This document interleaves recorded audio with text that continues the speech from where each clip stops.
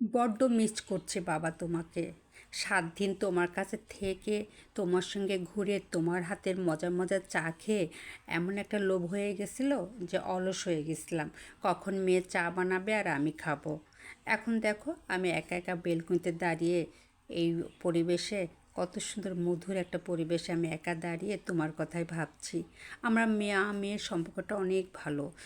ছোটোকাল থেকে তোমাকে আমি যেভাবে আগলে রেখেছি, আর তুমিও যেভাবে মায়ের সঙ্গে বন্ধুর মতো আচরণ করেছো, যেন মনে হয় কি আমরা দুজন বান্ধবী।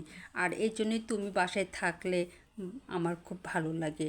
আমার শূন্যতা পূরণ হয়, কারণ ফুয়াদ বেশিরভাগই বাইরে থাকে, যার ফলে ফুয়াদকে কমে পাই। ও এখন জিম করে বিধে চা খায় না। আমি একা একা দাঁড়িয়ে চা খাচ্ছি আর তোমার কথাই মনে করছি বাবা। তুমি হয়তো ওখানে একা একা চা খাচ্ছ, তুমিও মামুনির কথা মনে করছো।